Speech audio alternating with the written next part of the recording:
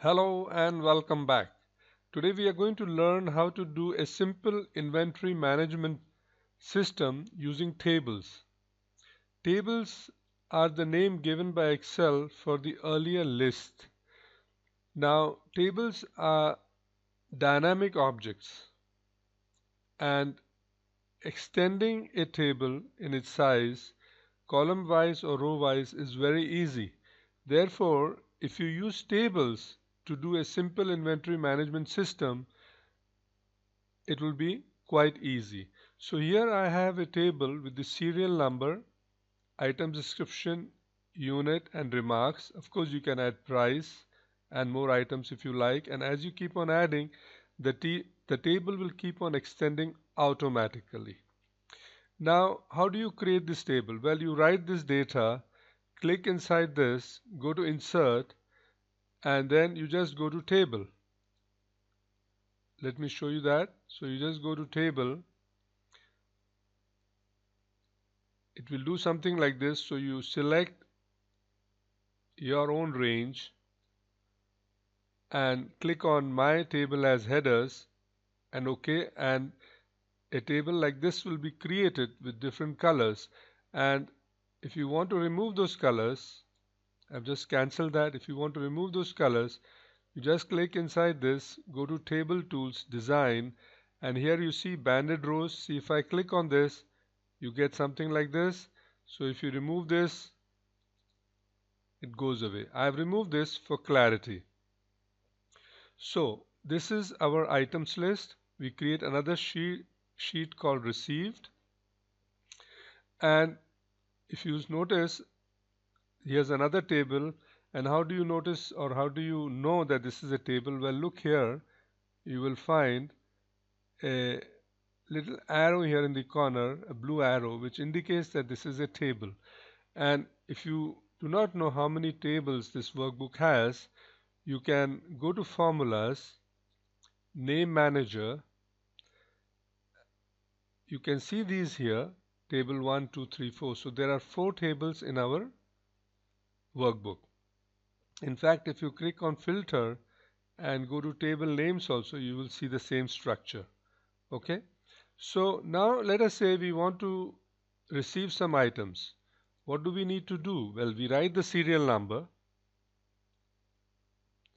We go here to item description and write our Vlookup function. So we say is assign the value Vlookup. There it is. And we want to get this lookup value, comma. Now from which table array? That is our table 1. So we just write TAB. We get our table 1. We press the tab key. And we want to get the second value, which is the description. We want to get an exact match and therefore false, and press the tab key and parentheses or brackets close and press enter. And you see here immediately you get your description. You can go to item list and have a look. See, number 1 is Thoroseal FX 100. So received, you see here. Now we can receive, let's say, unit. So here what do we do? Again, Vlookup is assign the value Vlookup. So equal to Vlookup. Which value do we want to see? We want to see this one again, and which is our table array, that is again table 1, and this time we need the value from column 3. We need an exact match and we take false, parenthesis closed, and enter. So there you see we got this now. And if you notice, automatically the table starts showing something here. So let's say if I click here and put 6 and press the tab key, there you see, perfect, isn't it? So let us say I received quantity 100 and I received quantity 150 here. That's done. See, if I press the tab key now, it again autofills. So if you write here 5, for example, and press the tab key, automatically you get the description and the unit. So you can add whatever you received, let's say 50, and it's done. You see, it keeps on adding automatically. You don't have to worry about your formulas now. So we'll go to issued. So we'll write here 1, press the tab key, and again we will write the Vlookup function.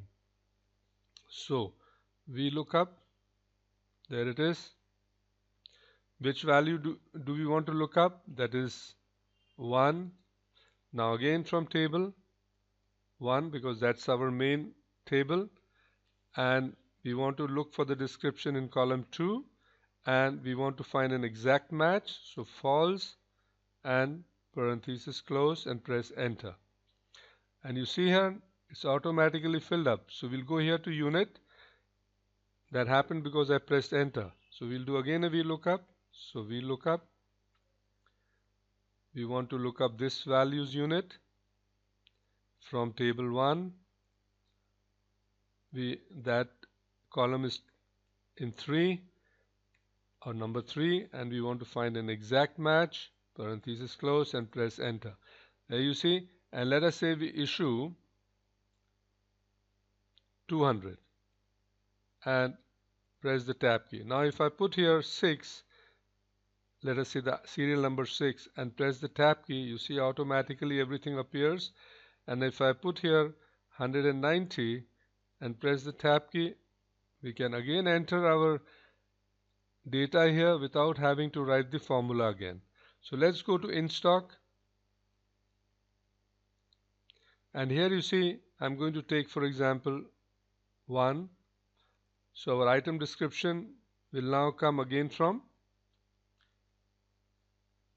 which table? Can you guess? That will again come from table 1, because that's our first main table which gives us the description. So we'll say is assign the value or equal to VLOOKUP, and we look for which value? We look for this value, comma, and our table is 1, our table array, so table 1. Our description is in column 2, and we want an exact match, parenthesis closed, enter. If you want, then again you have to write VLOOKUP, is assign the value VLOOKUP, and we will look for this value, bag or can or dozens or kilograms. So now our unit is in column 3, and we want to find an exact match. Oops, our table array has to come first, then the column in which the unit is, and then the exact match, and parenthesis close, press enter. So you see, as I press enter, these automatically take up the VLOOKUP formula that I've applied here. So what is the received quantity? Where do we get it from? We get it from the received sheet. So here what we will do, we will say is equal to SUMIF. We are using the SUMIF function to get the total of all the quantity that we have received. We may receive the same material many times, so we need to sum it up here, the received quantity, and that will come now from table 2. So now just watch how this SUMIF is done. So table 2, we'll put a square bracket, and immediately you see here there is a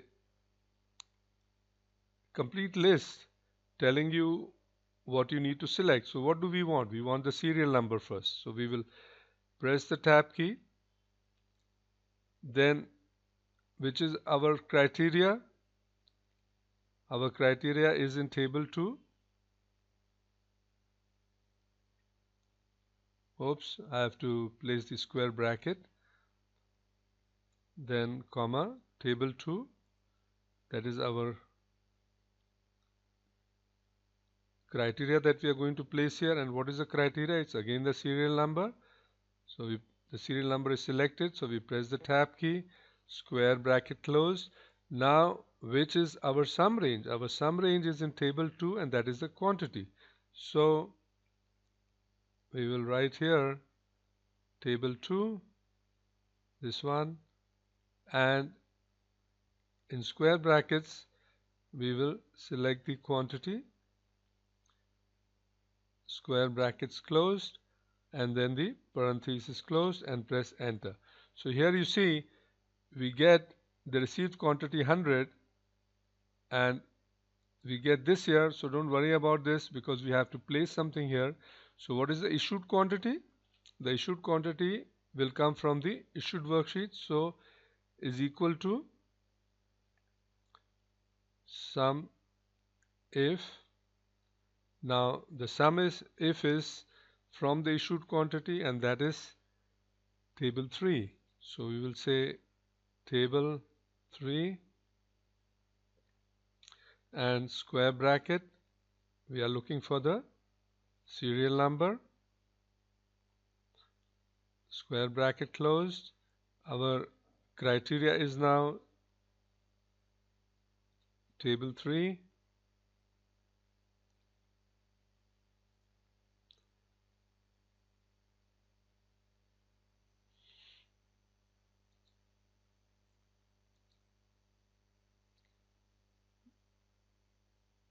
we get the serial number again, square brackets closed, and our sum range is the quantity. So table 3 in square brackets, the moment I write the first square bracket I get this option, so I select quantity and press the tab key, square bracket close, and the rounded bracket or parenthesis close, and press enter.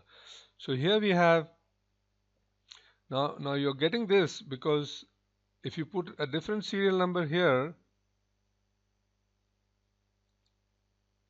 let us say instead of 6 if you place 5, you should get the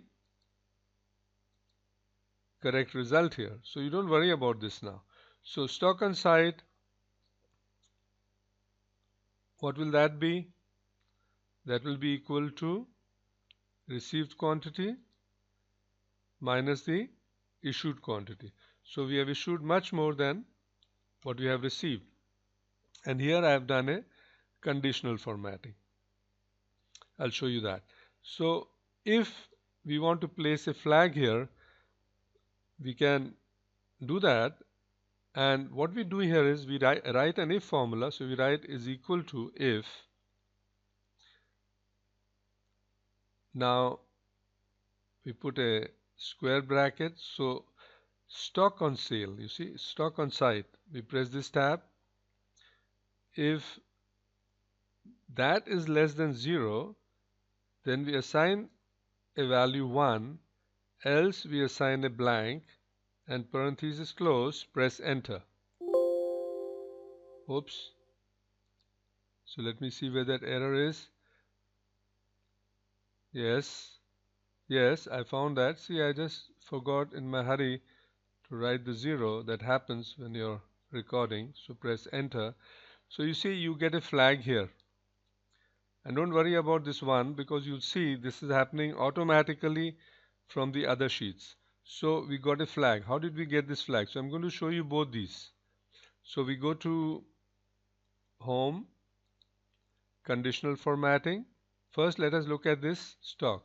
So Conditional Formatting, Manage Rules, and here you see I have said if this is less than 0, then you make it red. So let's edit the rule and see, and there it is. So if this value is less than 0, make it red. Okay. Now we look at this icon set, and it's very interesting. So we look at the edit rule. So what I've done here is I have said format all cells based on their values, then taken the icon set and the icon style is custom, and I've taken these flags. See, if you click here, you can take these flags. Okay. And then I've said show icon only. And now here is the criteria. When value is greater than equal to 0 and it's a number type, then you show this flag. So our if function says that if this value is less than 0, then assign it the value 1. So that will be greater than 0 and we will get a red flag. For the other conditions, I have set it to no cell icon. Okay, and here you see when less than 0 and greater than equal to 0 number. This might be a little confusing, but it's very easy to understand when you do it on your own. So basically this is the trick. That means if it's greater than equal to 0, so if it's showing 1 here, which it is doing, then it shows the red flag. Okay, so this is how this conditional formatting was done. And now let us see item list, received. So let us 6 and issued, we have used 6. So let's go here and just enter the value 6 and press the tab key. And do you see that? See, automatically this has disappeared. Let's see what number we get now. So if you don't get this, just click and drag. So you got -40 and here you see you get 1. So if you, that 1 comes from the if here, from this formula. So once you do this, in the conditional formatting we have said, please just show us the icon only. So in this manner, you see, tables are a great way to do inventory management. But before I go, let me show you in the items list. Here, if you notice, in this area, I have done a data validation so that people do not enter duplicates. See here, for example, if I enter here 9 and press the tab key, immediately I get a message, no duplicates allowed, please enter a unique serial number. So I cancel this. Now I can enter another number which will be a unique number. So how is this data validation done? So you go to data here.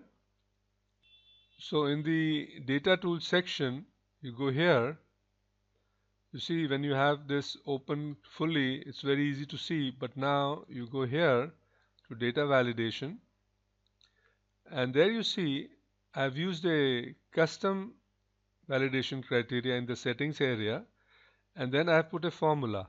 So I say is assign the value or equal to count if, and then I select whatever cells I want, let's say up to 25, and I use an absolute reference, and then I check with the A5. You see I'm here now, so it's doing that, but normally you start here, so you check with A2, and if that should be less than equal to 1, that means the moment you enter a data twice, it will be greater than 1 and it will give you that error message. So in the input message, what I do, I give it the title, no duplicates allowed. Input message, please enter a unique serial number. And in the error alert, duplicate serial number, no duplicate allowed, please enter a unique serial number. So we'll say OK. And here let's say if I again enter 4, or I try to enter something, it says no duplicate allowed. The D should have come. Please enter a unique serial number. So if I even enter 4 now by mistake and press enter, see I get this error message which has a title, duplicate serial number, no duplicates allowed, please enter a unique serial number. I hope you found this interesting and useful. Thanks for watching.